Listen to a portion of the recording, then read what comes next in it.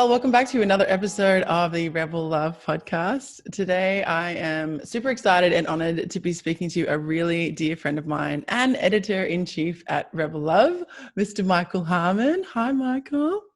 Hey, Tal. Nice to see you. Yeah, I'm so glad you're here. So just a little bit about Michael. Michael knew me when Rebel Love was just an idea before we launched anything. And in fact, he was the person reading all of my writing before anyone else saw it, which was really kind of confronting, but he really helped me through that process. And I'm so glad that he's here today to talk about his exploration into casual dating. So we're just going to get into it. Michael, can you tell us a little bit about yourself and how you came here? Where did you come from? Tell us about you. Well, first, I can't believe that I was the first person that you exposed your writing to. Well, just in hindsight. Yeah, so. Well, that's the thing I always say to you, like, I'm not a writer. And I didn't start Rebel Love to share my writing, actually. In fact, yeah. I started it to be able to talk to people like you and do these interviews. And the writing was just I'm like the most pretentious writer person you possibly could have exposed your writing to. Like care about it way too much. Like it was very not casual at all about it. But we figured it out.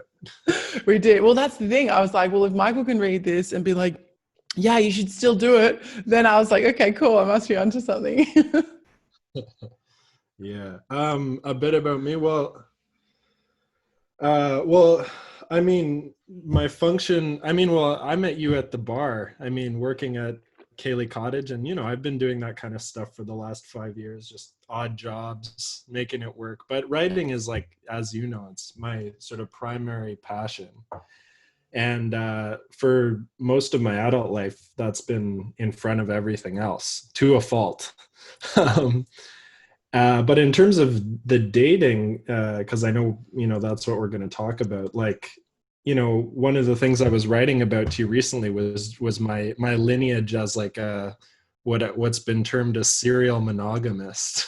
Yes. Yes. I'm a boyfriend guy. It was funny. I was joking with this woman I'm seeing last night because she had to get up early to go to work, and I was making her a lunch for the next day, and I like wrapped it in like a little baggie like a mom and put her name on it, like to be really extra. Oh, that's so sweet. And I was like, you can see my heritage as a boyfriend guy. Like it's my niche, but like, yeah. But I kind of like, I guess to jump ahead a little, we talk a lot about, like in RL, you talk about love and sex, but you're really talking about like life and general health. And I think, something that never gets old in terms of general health is talking about balance and equanimity. And for me, spending so much time in those phases of being a serious boyfriend, being in these like really committed relationships that were in some ways, I think, like sort of above my years in certain ways. Not that that's unusual, but I think what for me it represented was a tenure in one side of myself, one energy of myself. And so the shift that I've been sort of trying to make for many years in many different ways, but most recently that is manifesting in this casual dating venture. That shift is me moving from one side of myself that I feel like I've inhabited perhaps too much, and that I want to distance myself from. And so it's not, and I think most people understand that it's not that there's right ways, wrong ways, but just what's something that for me was a confrontation and challenging was the idea of, casual dating. That was like really spooky and required an approach and attitude that for me was different than the one I was used to performing in my romantic life. So yeah, that says a thing or two. So what does casual dating mean to you though? Like so let's talk a little bit about, like, you say you're in serial monogamous relationships. Like Yeah. how much time is between those? And first of all, how do they come about? Like if you're like falling from one relationship to another, you talked a little bit about like kind of that's your personality and making that lunge for the woman that you were seeing now. But what's to stop it? Like, for example, from you falling into the same kind of relationship with this woman now? I mean, I mean, in terms of the sort of the practical of it, I mean, one thing I've done is just been really upfront about like the fact that I ended a relationship in February, a long-term relationship. So that sets the premises in a lot of ways. It's kind of I very much present that as a disclaimer, like this is where I was, and so that's not where I want to be. That's not who I can be right now. And I've said the word boyfriend a bunch of times. I've said I can't be a boyfriend right now. Like, it's not that I don't love that role. I really do love it, but I can't be it right now because I'm trying to investigate something different in myself. So I say things like that, and yet there's a lot of challenges to how explicit you are. And I think it's like that in lots of different circumstances. Honesty doesn't really mean just one thing. There's different forms of honesty, and I've really been learning how to navigate what the right move is with certain situations, and with this, I don't love the term casual dating. It's just it doesn't have a nice sound, but and it's not casual. It's just not. It's just not this sort of very like, yeah, I don't know. I'm not sure what a good term Not is. committed. It's not committed. Yeah, I guess it is not committed. Yeah, you're right. That's fair. It's not a commitment. It's not a like, I think when you become someone's girlfriend or boyfriend or whatever term, I think you're kind of for me, you're investing and you're saying I'm here, like I'm in this, and this isn't just going to end. Like, if there are issues, we work through them. Like, the goal here is to make this healthy and functional and lasting. I think when you become someone's partner, that's what you're signing up for. And I'm sort of saying I can't sign up for that, I guess. But again, I have struggled with what is right to say, what is not wrong to say, because if you meet someone new and you want to have some sort of romantic experience with them, I mean, what are you just going to meet them and go, okay, like, but I can't do this, I don't want to be this. Like, there has to be some sort of room for I don't know. Yeah, I'm not sure, but room for pivoting. You're allowed to pivot. Yeah. You're allowed to change your mind. That's the thing. I think, I remember when I was younger, I really hurt someone a lot, and obviously that was not my intention. And my thing was, well, I was honest with him. I was upfront, and so I thought that kind of fixed the scenario, right? But it didn't at all. Just because I was honest with him, it didn't mean that it didn't hurt still. And it actually hurt him immensely. And I felt really sick for years, that I was like, oh my gosh, I'm responsible for this pain in somebody else. And even though I was honest, there's just nothing I can do about it. And it was just a horrible feeling. So I think that, Was that person in the fair country of Canada? No, actually, no, that wasn't. It was much younger. Okay. Yeah, I think you're trying to put the puzzle pieces together, Michael. Yeah. Been a name. But maybe that might have been pre our friendship. Yeah, it was. Yeah, it was a long time ago. Yeah, and I don't know. I just think humans we want to be okay, right? And I think that honesty does help for sure.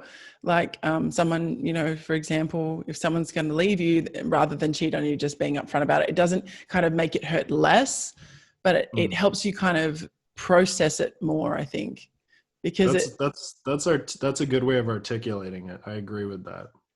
Yeah, it's like, I mean, when you hear something from someone that you don't want to hear, it's always really painful and a shock. But when you're able to kind of go, well, he actually said these words, so it's much easier for me to try and chew those emotions in my body, because they're going to be either chewed or pushed down. They need to be processed in some way. And as the person delivering those words, you have to get over the discomfort of saying them, because it needs to be done. Yeah. And it's not fun, but it's really important. Yes, it's really important, but it's absolutely not fun at all. Yeah. Oh my gosh. Okay.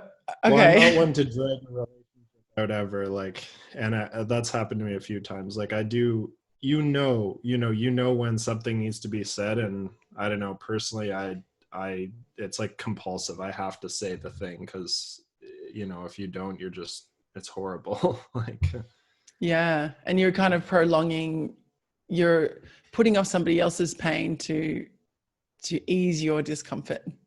That's a really good way of putting it. Yeah, that's exactly what you're doing. Yeah, which is hard as well, right? Because you've still got to process the the fact that are you sure about this as well? Because you can't go back, right? Yeah. Once you say it. Ooh. Yeah, gosh, I don't know how we got onto this, but yeah, it's resonant. It's resonant for everyone, right? Like, everyone goes through, I mean, I think that's one of the big things about why you're doing Rebel Love, right? Because everyone goes through this stuff. So it resonates. Everyone's like, yep, I hear you, sister. Yeah. Yeah. And you think it gets easier, but it really just doesn't. I think you get, my experience anyway, you get more clarity around what you want and what you're kind of willing to accept and not willing to accept. And here's the thing, what you're willing to accept and not willing to accept in others, but also in yourself. This is not the kind of person I want to be. Yeah, it's really hard and uncomfortable, but I want to be the kind of person who can be honest with someone and break up in the best way possible, if that's even a thing. Yeah.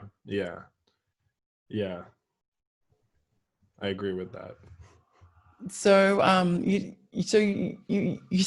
mentioned that you broke up with a significant relationship in February this year. Can you talk a little bit about why you decided to end that?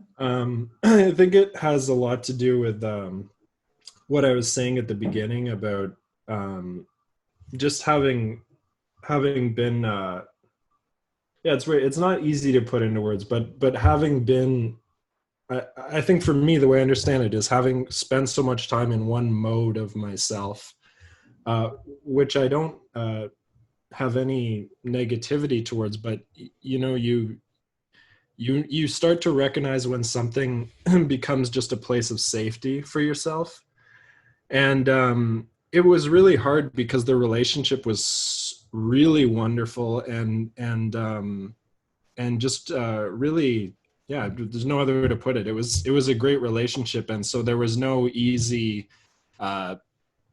reason of like, oh, I shouldn't be in it, because logically it was wonderful and it felt good. But I could sense this feeling like rising up in myself. And me, I'm pretty conscious about these kind of personal growths and things like that. That's what a lot of my writing, pours into.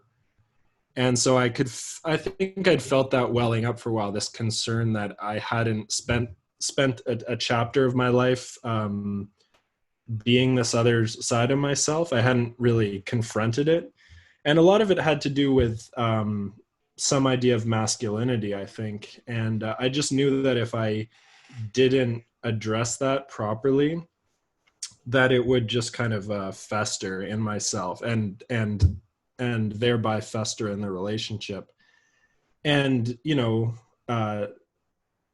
so both for myself and for the person I was with, I just knew that wasn't like viable, like, and it wasn't the right thing to do. And so I just had to like break up with her, even though it almost felt wrong because everything in the current time was good, but just knowing that this huge thing was not going to go away, and being sure that I wouldn't be able to sort it out within the context of the relationship, that it was something I just had to like put myself in, just expose myself to outside a relationship. So I just like had to do it.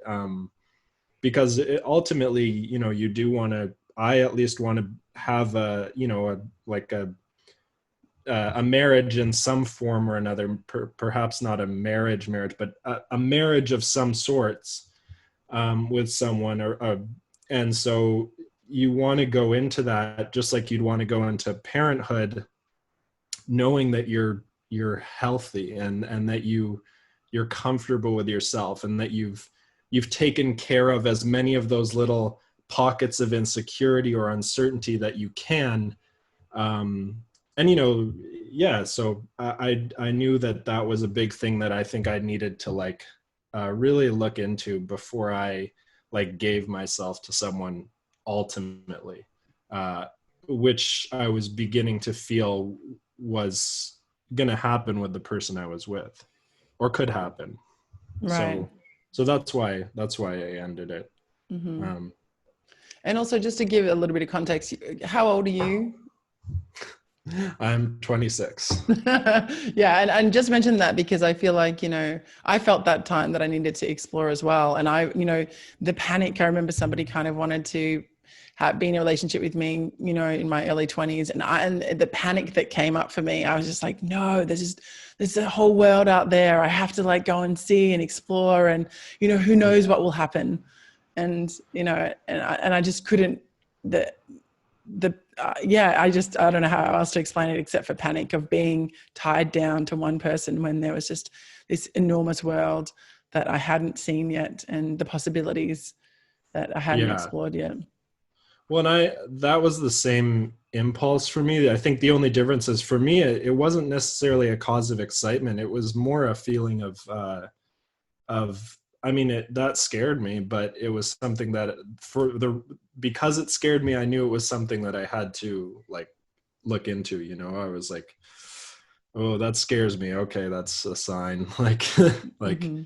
you know, being single was not something that I'd been much. Like, I was single in my early 20s for like 2 or 3 years, but I just was really kind of biding my time for the next relationship, and I wasn't really actually inhabiting that space. I was just kind of waiting for it to end so that I could get Mm-hmm. back to the comfort of being a boyfriend, which I, you know, was just really like an easy place for me to be, being in love, being just kind of giving yourself that way. Mm-hmm. So yeah. So now I am a single person, like a real one. Well, I'm a real single person. well, actually, we talked about this. I talk about this all the time, that you're a bit of a unicorn, we would say. So, meaning that you're thoughtful, you're honest, you're aware, you're sweet, you're just like a lot of the things that I think many, and I mean, I obviously can't speak for everyone, but that I've heard a lot of women want in a man. Most women hate those things. I'm just kidding. I'm just kidding. So Thank you. how do you go along without, you know, leaving a trail of broken hearts? I mean, I know we talked about the honesty Well, thing, but like when you get to a point where well, you, so far I've left more broken, broken hearts than intact ones, but it wasn't my intention. But right? there's definitely, it's not that right now, but I'm working on it. And that's part of like what made me wake up to like when I had this kind of rebound relationship in the spring, just I don't know, it really shocked me like what I did, because I was like, it just, yeah, I don't know, it's hard to put into words, but it was like a real message to me to like, after I ended the long term, like my serious 3-year relationship, like I kind of jumped into another relationship right away, uh and totally just threw myself into the depths of it, which is where I know where to go. Like, it's like, that's like most people, I don't know, it's, yeah, that's something I knew how to do, so I did it. It was like a safety, I think. And yet at the same time, like I've said to you, I don't want to disparage like the connection that I had with that person, because we did have a really nice time together, and it was special, but it was so wrong for me. And like, it was totally not doing what I was supposed to be doing, what I was leaving my relationship to be. Right. And once I realized that and started stomaching the like how wrong it was, I was like, oh, now I have to end this relationship too. And so, to answer your original question of leaving a trail of broken hearts, I haven't. I'm working on it. I'm not trying to do that, Right. but I, since then I've had a few I've had a few entanglements, and I think they've all gone really well. Actually, they have gone really well, and I'm pretty sure there's no one's like writing me death notes or like, like voodoo dolling me or anything. Like, I don't think I've broke any heart yet. And so I have like taken on this new self, and I am actually doing that now and not like avoiding it. So yeah. Nice. And like you said, offering the disclaimer at the start and being very clear about your intention. Yeah, I mean, like I said before, I mean, I'm saying what I told you. I'm saying this. It's hard to know what to say and what not to say sometimes, but I do make sure to tell the people that I've seen that, yeah, I don't want to be a boyfriend, or rather I can't be a boyfriend, and I give the backstory, because I think that help them like get laid and stuff. So I'm just trying to be like, look, I'm not just trying to like pull a quick one on you. I seriously was in like some real, like in a big relationship, and I can't really like go there again now. So if that's what you want, like, you should turn the other way. Right. But at the same time, don't turn the other way because I want to, be with you. So, it's like a balance between like trying to seduce people, but not like make them think that, like, not give them a false hope. So, Right. So seduction is weird. They'd ultimately have to be looking for the same thing that you want, the casual, like, maybe you've both come out of a relationship. And, it was funny actually, because I remember being with a rebound guy, and it was actually perfect because he was completely emotionally unavailable. And so it worked out really well, because I was like, great, I don't need any of that right now. I just cannot. Like, I was in the same boat. I was just like, my heart was wounded. And so we had this amazing relationship where we just, hung out, had lots of sex, watched lots of TV, drank some drinks, and it worked out really, really well. And it was really, really fun. And at the time, it was actually incredibly healing, because that was what I needed. And I couldn't be with somebody who wanted me emotionally. And that's why it worked out so well. I mean, for a while there, but then someone did get hurt, unfortunately. But I mean, it's always a way playing with hearts, isn't it? It's like playing Doesn't sound fire. like it was you. No, no. Yeah, well, yeah, he did some work, and I guess he became a little bit emotionally available along the way. But yeah. Yeah, it's interesting why we get into things and how we kind of cope with loss. Yeah. And it's hard not to have, I mean, you can't have immaculate breaks, like breakups. Like, I think you can do your best and manage them and try and make it healthy, and they're not going to be perfect. Like, no, they're certainly not. So yeah, I don't know any breakups that are perfect. Although I hear you, what you're saying about being. Sorry, go ahead. I was just gonna say, like, it's been a revelation for me that you can have nice, intimate experiences with people that aren't these, like, for me, these like serious relationships, Mm-hmm. And I don't know, it's something that I think I didn't know was out there. I didn't know how to make that happen. I didn't know how to formulate it. All I knew how to do was make someone fall in love with me, and then, or get someone to fall in love with me and go down that road, and which has been wonderful. But yeah, I didn't know that you could have these other forms of love or intimacy or sex, like, so that's been cool. Yeah. So how are you? So in like, let's talk about like what's happening now then. So if you're in these casual relationships, what is to stop you from falling in love now? Like you say, you know, I don't want, I'm not in this space, but what's to stop it from happening? Part of it is like flirting with people and just like flirting, sort of just flirting a lot. I just like it makes, you know, if I've been this last like my tendency, like if I spend night with someone, like the next day I'm thinking about them and I'm like, are we married now? Like that's where my mind goes. Oh my So like I goodness. have to keep that at bay. I have to keep that at bay. Like even if I don't, you know, think they're the like coolest person in the world, it just, you know, it's intimate, right? Like you bond yourselves together in a certain way, especially if you have sex. Like it's you can't really take that experience away from yourself. Like it does something. Hmm. And so I just I don't know. I think it's been helpful, like seeing different people, and like even if it's not like sleeping with lots of people, like just flirting with different people, having different uh girls that I have a crush on, like that just helps keep my heart a little bit like in check, and make sure that I don't go down a road that would be bad for me and someone else. That's one thing. And I don't know, I've been conscious too, like I'm you know, little things like, oh, okay, don't text a person today, like that's not, you don't want to get into that routine, Right. like, Behavior oh, this routine isn't a of, person who you text, this isn't a person who you, yeah, like no mundane text to this person, like here's what I'm doing right now, shit, like that's boyfriend stuff, or friend stuff.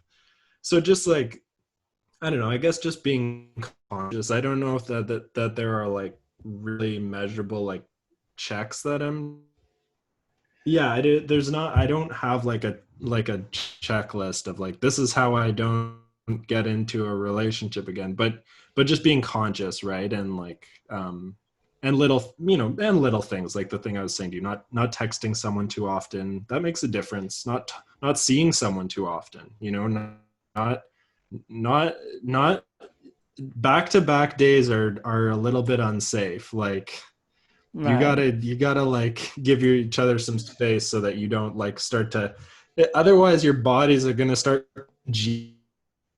your bodies start to congeal together if you spend too much time with someone, you Yeah. know. Yeah, um you get in that comfort and stage. When we were talking after this recording, you talked about this being kind of a phase. Can you expand on that a little bit? And also, like, how do you know when you're going to be ready to exit the phase? Like, that's a good question. I don't know. I mean, I think one, partially in my mind, I have this sort of time formula where I'm like, I need to put like, I need to put some days in between a breakup and in a real relationship, but perhaps some years. Really, I'm starting to think.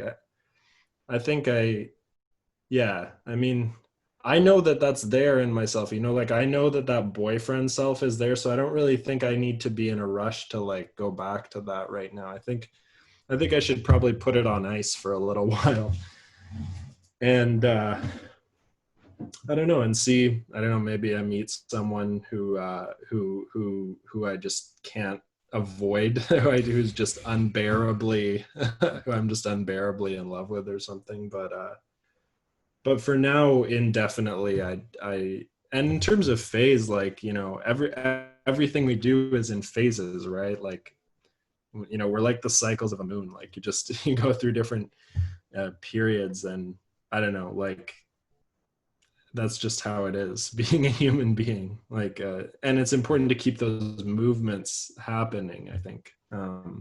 But yeah, it's also just a word I use a lot, so I said people use this word pejoratively, like, oh, it's just a phase, like you hear that, right? Right. But for me, it's got this serious like gravity to it because it comes from a writer that I love, Yeats. But so it's like this real serious thing. But so probably when I say phase, you're like, oh, that's kind of, it sounds kind of wishy-washy or kind of like light, you know. But Un-Michael. It sounds very un-Michael. yeah, but I'm you think I'm saying like, oh, it's just a phase. I'm like, it's a phase. Like it's like this whole different gravity. Like you have to you have to you have to read Yeats. Yeats is a vision. Then you can understand how serious this word is for me. But it doesn't matter. These are the kinds of conversations we have, everybody. And then it stops when I bring up Yeats. And then it's okay, move on. Let's talk about sex. I'm learning every day. I'm learning every day. All right, I've got a pretty deep question for you, Michael, and I don't know that this can necessarily be answered, but I'm interested to hear what you have to say anyway. How do I'm you excited. think how do you think that relationships work? Like good relationships. Yeah. Honestly, one of my favorite axioms about relationships is, one of the things I say is I don't believe in fairness. Which I like to say because it strikes people the wrong way. But I really think that like what makes a good relationship work is both of you giving what you can. And I put a lot of emphasis on that, the end of that. It's giving what you can. It's not giving what is equal to the other person. Or I've for so long pushed away, as far away as I can get from this kind of measuring and like tallying in terms of relationships, sex, friendships, because everyone is different, and we don't have the same resources, and we don't have the same faculties. You know, I'm a grumpy person, and I'm also not a good night person, and so I don't have that in spades. Like those are deficiencies. But other people, you know, are like these, you know, vivacious night people. Like, I'm just trying to make the point that we're all different, and it's the same in a relationship. And so I know in my last relationship, one of the things that I just cherished about it so much was that we both just gave everything we could. And that didn't necessarily mean that we were always equal. Like, you know, there are some things where I know that she's, you can, and I think that just comes down to like faith or something, right? I mean, I don't shy away from that word faith. Like, I think you have faith in someone if you love them, and you know that they're trying. For me, if someone's giving all they can, like maybe not all they can, but if they're giving what they can, I think that's enough. It's not about what I'm giving or how it measures out. So yeah, I don't have like a lot of like particular like phrases or sayings or something that about what makes a relationship work, but that is something that I do think about a lot. I think it's, and there's no way to know that other than just being honest with yourself. Like, am I giving in every moment? And it's not about buying dinners or stuff. It's about those little diurnal, like, oh, could I hold my tongue at this moment? Like, Right. it's little things like that, right? And Yeah. I think that through these kind of like the underlying currents of a relationship that sort of pass between you and your partner, those things are received and understood. And I think when you keep those kind of those things moving, it just the sort of the organ of the relationship stays healthy. You know what I mean? Mm-hmm. I love that. That's, yeah. That's what I feel like made my past relationship so beautiful, was that it worked like that. We were both really loved each other and gave what we could and knew what each other could give, and didn't ask for more than that, I guess you could say. Mm-hmm. Yeah, and there's other things too, like having fun with each other is really important. You got to have fun with the person you're with. Mm-hmm. Whether it's, you know, like doing hobbies together or just making sure you keep the element of play in your life, you know. Mm-hmm. and that you keep engaged with the relationship, because a relationship, and you know this, is like, it's something you have to nourish, you know, like it doesn't, a relationship can't be static, and you can smell when they get static with other people. You're like, oh, that relationship is flat, because the relationship is not kept healthy. So it's funny because you and I have talked a little bit lately about having kids, and one of the things I like to say like about having kids is like I already have, if I'm in a relationship, I already have two kids to take care of. Like I have me and I have you. Like that's two kids. Like That's true. like it's two people to care for, and the relationship itself is almost like a third entity. So but yeah, I don't know, that's something. But I don't know, there's probably so many like ineffable like things that you just can't, that are just sort of understood, that make a relationship good. But you know as well as I do, because you've been in a wonderful relationship. Yeah, I have. That's very true. What was I going to say? Oh my gosh, it's escaped me. So all the things that you were just talking about, the doing, giving what you can. I think that really takes a lot of awareness. So, I guess that, and I mean, I talk about this a lot on Rebel Love, and I mean, personally, is taking responsibility. I mean, you've really got to, and I think that the first step to that is that awareness, like you said, being really honest with yourself. And sometimes, I just wrote about this recently on Rebel Love, where sometimes like you think that you're processing something and then you're like, but wait a second, am I really? And then you pull off another layer of the onion. And then you're like, oh, okay, I've got to this place. I think I'm good. And then you're like, well, wait a second. Oh my gosh, there's another layer peeling off. And it just keeps coming, right? It just keeps coming. It's like you keep going deeper into the awareness, but you've got to be able to uncover what's underneath. Because if you keep it in there, then you can't continue to grow and expand. And I think that what you said before as well about, like even those moments of like holding your tongue, sometimes it's even the moments of, saying sorry and just, really apologizing, or being okay with not being right. And I talk about this a lot as well, like being, it's really hard. Those are the real braveries of being a human.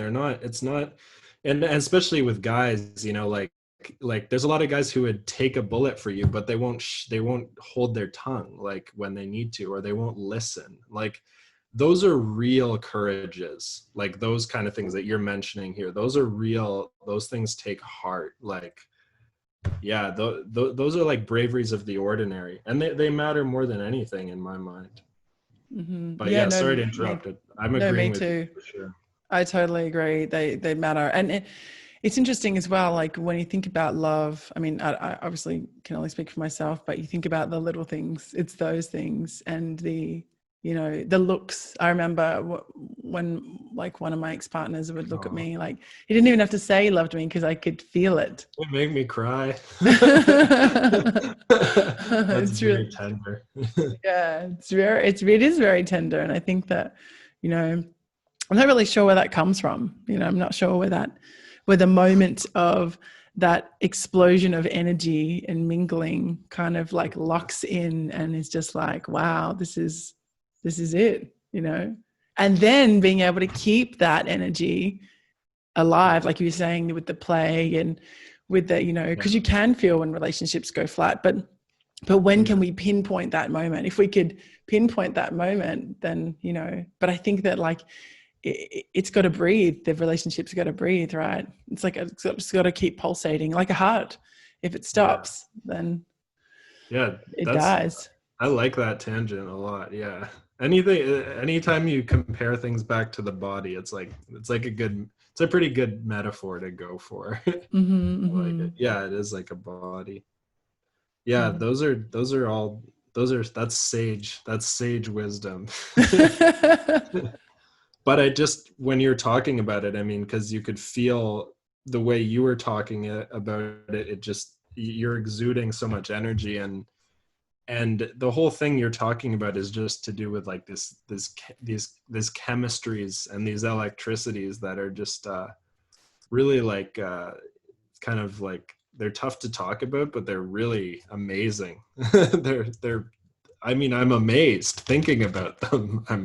I'm struck. It's really cool stuff. How two people um impact each other like that. Mm-hmm. And then there's so many, you know, so that's when it works, right? That's one version of when it works. Yeah, When yeah. it doesn't work is like when, you know, when people let all the other baggage of life interrupt that energy. So it might be like they're fighting it. They know that they're in love, but they're just like incredibly scared. And I totally get that fear, right? There's, you know, I remember one of my exes actually said this to me after we'd broken up. And I was sad one day and I came to him. We were still friends. And he said, don't be scared. It's just the unknown. and, and that totally was, this was like totally always stuck with me. Yeah. It was like the tree falling in the woods moment. I was like, oh my gosh.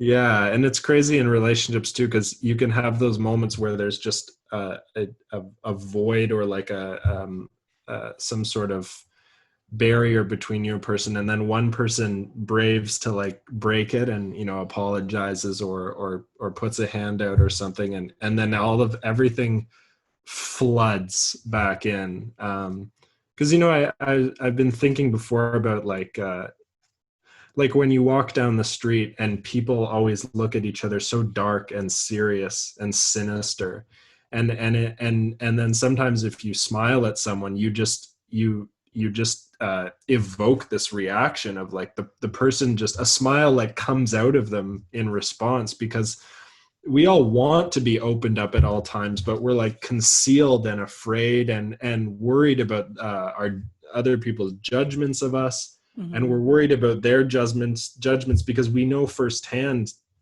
what they are, you know, because we're so judgmental.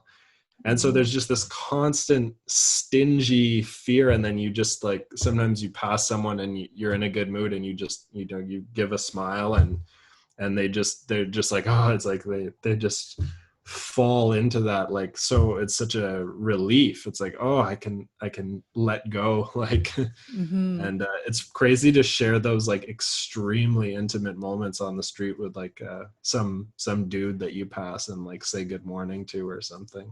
Yeah, it is really nice. It's incredible how much as humans we can pick up on that energy too. Like I remember I was in New York not too long ago and I was dating this guy and we decided to be exclusive. And that night that we decided to be exclusive, I was like, I must have been radiating this happy vibe.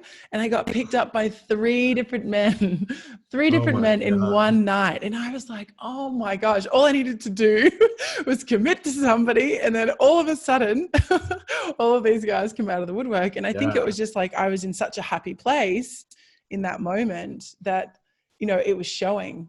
And that stuff is palpable. Like, mm-hmm. And people want it, right? They're like, oh, I want in on that energy. Totally. Yeah. Those are the most powerful pheromones, the happy ones. It was, I remember feeling, you know, and this guy literally came up to me on the subway and he was like, wow, like I would love to take you out. And I was just like, when does this happen? Like, what? That's so flattering. That's very flattering. It was very flattering. It was really, really nice. And I was just like, I'm so sorry. I cannot. But it was very flattering. I'm so sorry. Yeah. Well, you know, that's a really good feeling. Yeah. For about a minute, I was like, Yeah. Yeah. I'm embracing all of those moments right now. Whoever will have my energy or anything, it's just I'm open. Mm-hmm, mm-hmm. It's pretty fun. Well, Michael, thank you so much for being here today. As always, I love talking to you, and I'm sure you'll be back. I'm sure you'll be back to talk about some other stuff with me. And of course, you can find Michael's handiwork all over Rebel Love. Every single thing that is published goes through Michael first. That's true. So, if people want to ask you some questions or get in touch with you, how can they do that? Well, I'm a bit of an old kind of style person, so my email is the best way. Okay, cool. So we'll pop your email on the Yeah. on the show notes here as well. But you can also email support at Rebel Love, and Michael will get the email. Just address it to Michael, and he will get that email. But I'll also ask him if he wants to share a bit more of a direct line, and if he does, we'll put it on the page here for you. So thank you so much, Michael. Do you have any last words of wisdom to share? No. All right, cool.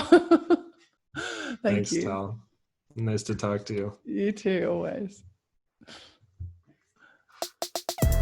Thanks for listening to the Rebel Love podcast, the podcast about love, sex, relationships, and money. If you like this episode, please support us by subscribing and leaving a review on your favorite podcast platform. And find all the details of this episode and more at rebellove.com/podcast.